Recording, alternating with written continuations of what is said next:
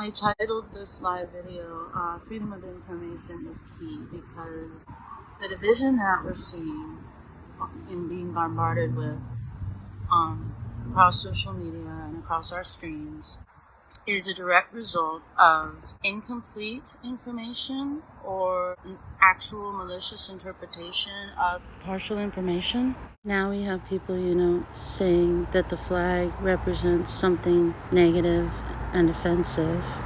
And we just had Juneteenth, which I believe is a very important part of our unity. The sin of this country was, as a whole, a collective sin. It was not all of the indignities and horrible crimes committed against African Americans, as well as other groups and people who were lynched and things like that. But the collective sin is not teaching the history correctly. That's the collective sin. The fact that the majority white population didn't even know about Juneteenth, until 2021 or 2020, that's not acceptable, because that's everyone's holiday. I know it was a Texas holiday.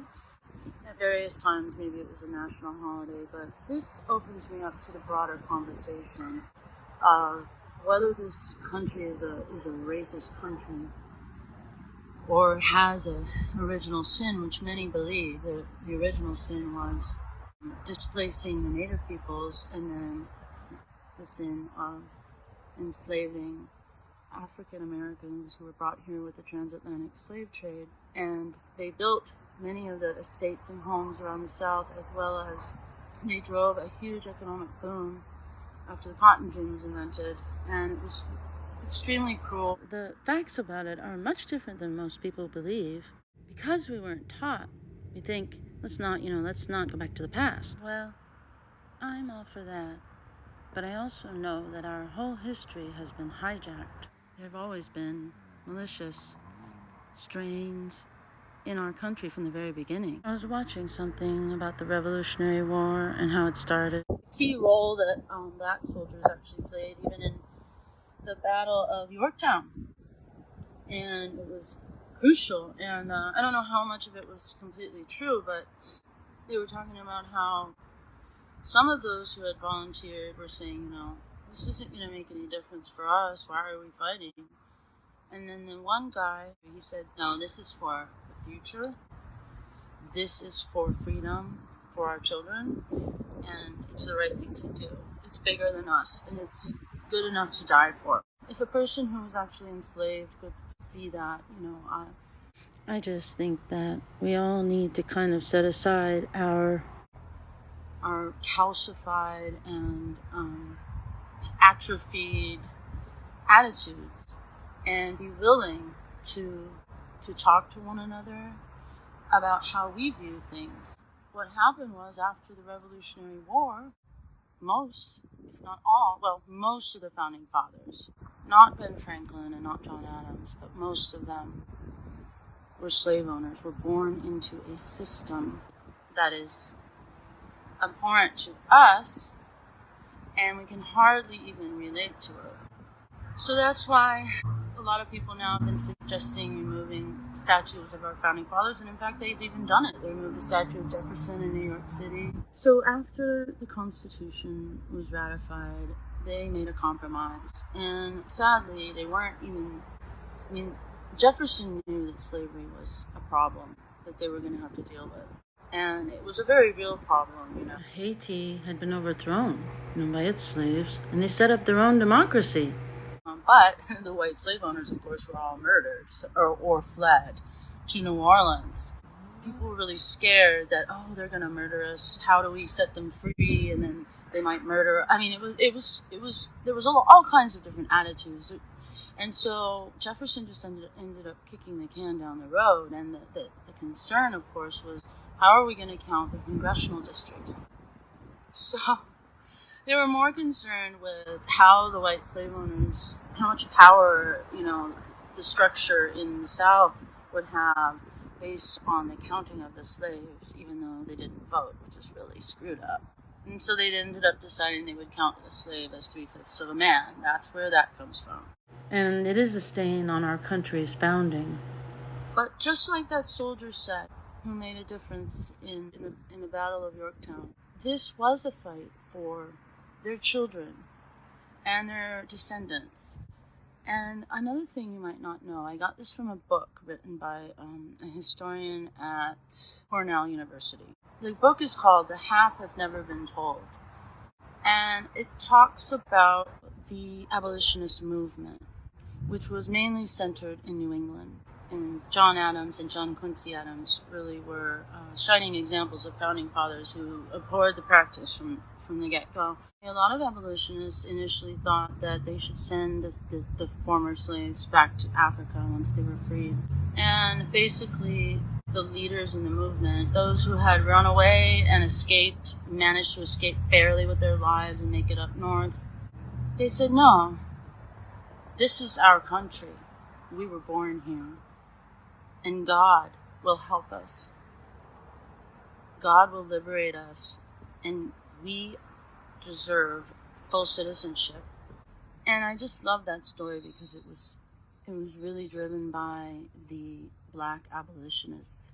And they schooled the white abolitionists because just the white majority, there were a lot of pseudoscientific notions about race, and just the whole practice, which had originated in Roman times, was all about conquering peoples and enslaving them. If you didn't do that, then they'd probably come back and kill you. That was a lot of the attitude back then in ancient Rome. And then after that, with Genghis Khan, he put an end to the blood feuds.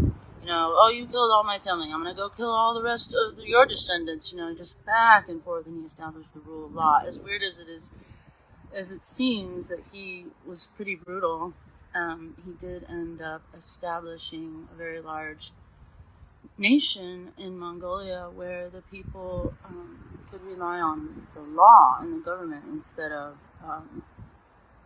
their family to kill everybody else around them or enslave them. So I digress, but we had this abhorrent practice, and we had a lot of justification of it for decades and decades and decades, and centuries and centuries. And I know it's hard to fathom, but I believe that the entrenched powers in the South, those that really were truly evil and didn't value human life, the same that don't value human life today, they weren't about to let this practice be ended, and they considered chattel slavery as their property, human chattel, their property. It's weird because I actually think that there's still an attitude of extreme evil and undervaluing human life and rape and murder sanctioned by the order that was in place. They would rape female slaves in front of their husbands just to assert their power.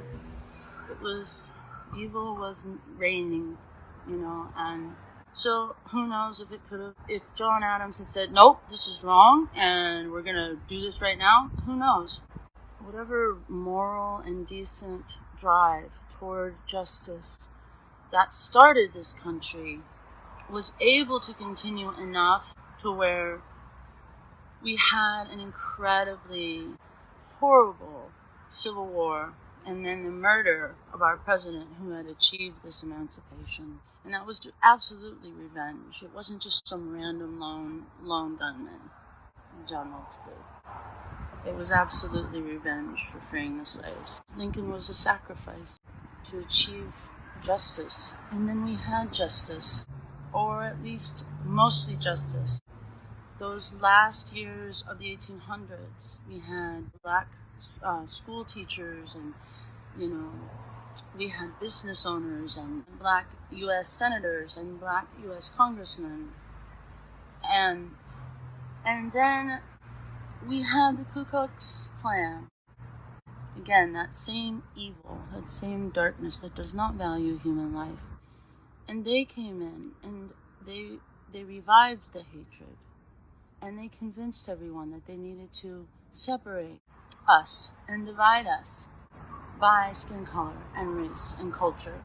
And they passed what is known as Jim Crow laws. Jim Crow was like a minstrel song. It was demeaning toward black people from like the 1830s. That was a collection of laws that were passed by the state legislatures.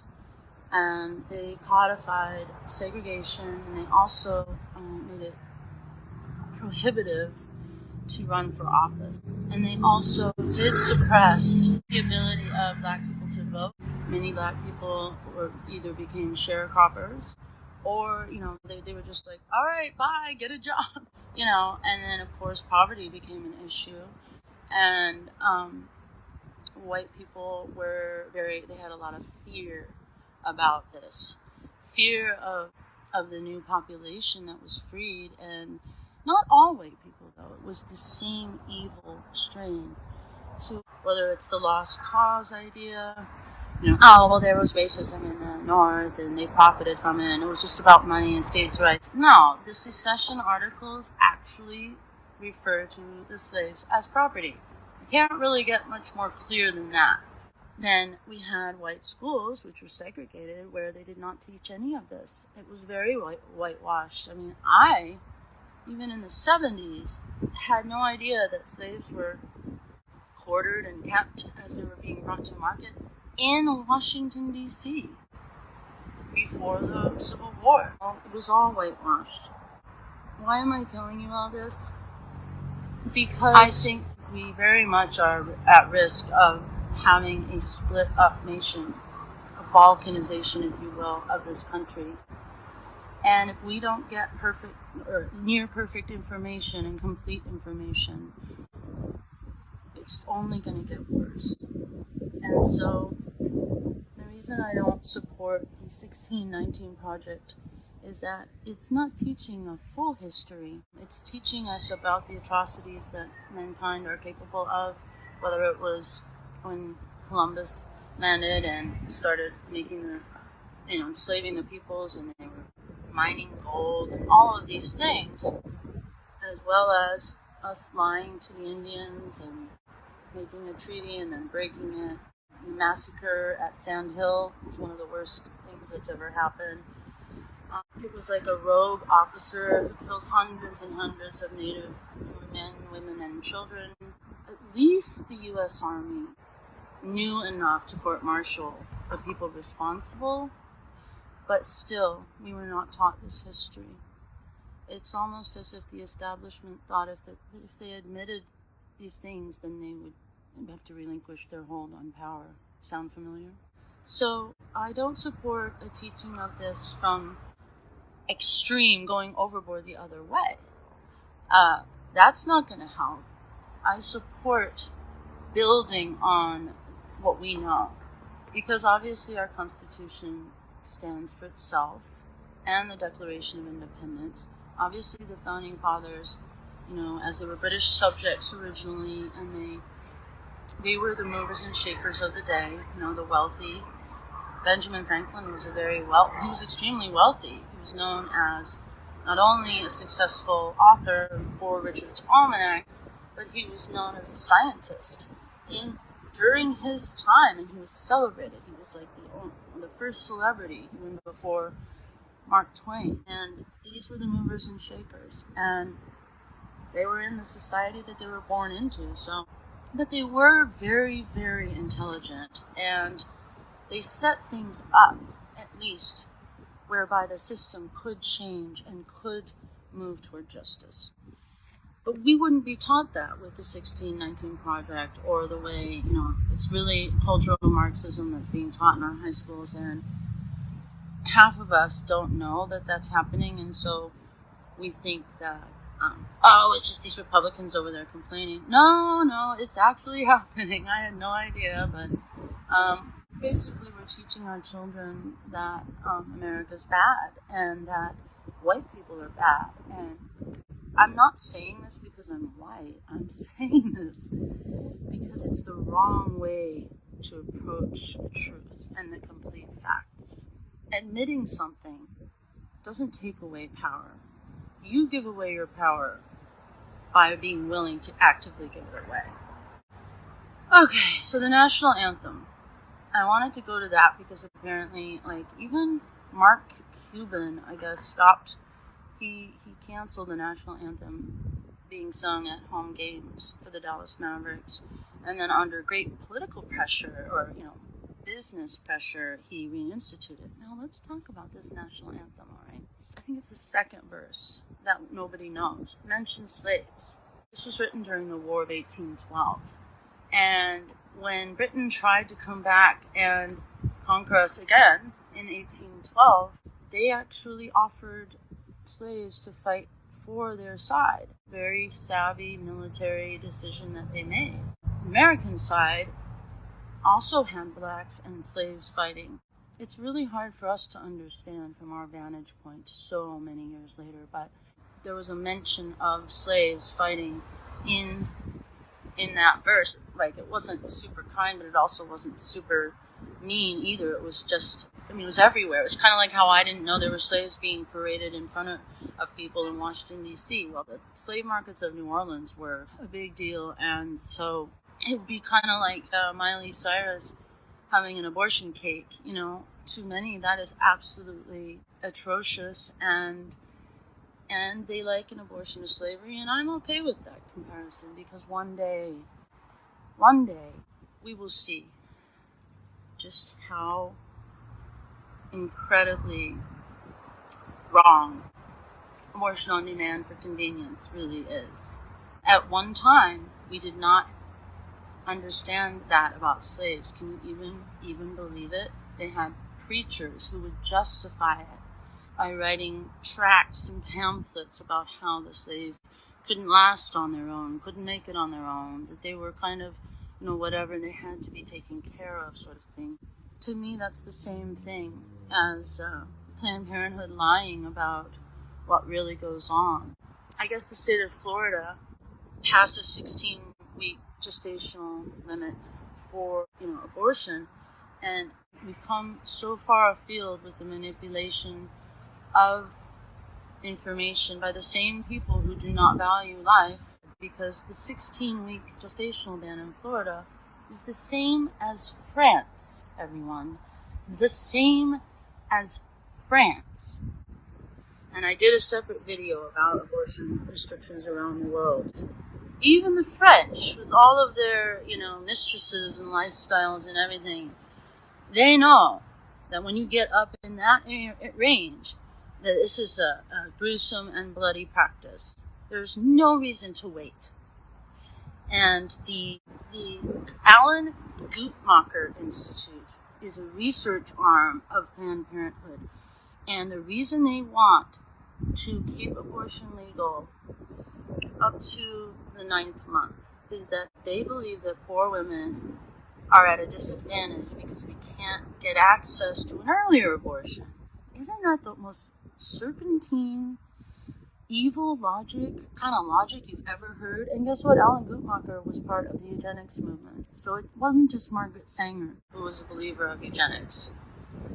It was this Alan Guttmacher. And then these are the same people now putting out the studies about late-term abortion, how, we got to keep it that way because, God forbid, the black population would increase by, strengthening the family instead of just talking about automatic abortion, being able to talk about sex, taking away the stigma, taking away the shame, building strong communities and families, and choosing life, kindness, cleaning up our cities, giving a damn about their education, all of these things that same evil strain keeps in an interminable purgatory where gangs can flourish and murders are laughed off unless they're by police or white people.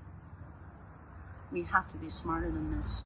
Gavin Newsom, who put these restrictions in place for California, is still in office and is responsible for so many unnecessary deaths by his lockdowns, for businesses being destroyed, crime and riots, as well as suppressing the protocols at work and promoting phony research studies and acting like the research studies that do show the truth are somehow inferior. He's still in office, and he's trying to desperately pander to the leftist crowd who want everyone, through their guilt, their misplaced guilt, that's just some vague notion about how terrible we are, to permeate everything. The manipulation of information about cultural issues, these lightning rod, one issue things with one issue voters, we're never going to reach the potential of what America can really be. And that is freedom to say the truth, freedom to speak the truth, freedom to discuss ideas, and freedom to think, as Jordan Peterson would say. And so today, I value freedom of information. Even though we have a Freedom of Information Act, it is manipulated by the idea of things being classified, government secrets. So if something's classified, they can just rule that they can't reveal what is being requested by a journalist through the Freedom of Information Act. Well, then you can take it to a judge, right? But if the judge is corrupt or is an ideologue, they can deny that request. So I've said this before, our Constitution is not being followed in terms of freedom of the press and freedom of speech because the Freedom of Information Act is greatly manipulated. I never realized just by how much. You know, we have a Freedom of Information Act. End of story? No, not end of story. Because the people responsible for the mayhem, death, and destruction throughout the course of our history and the devaluing of human life are also responsible for dumbing down information, for being in control of it, but pretending to have transparency. I'm so proud to be an American. I'm grateful I was born here. It's the greatest experiment, anyway, in true democracy. Our Constitution is the gold standard. And so I'm going to spend the rest of my life making sure that the Constitution is true for everyone, no matter how unpopular.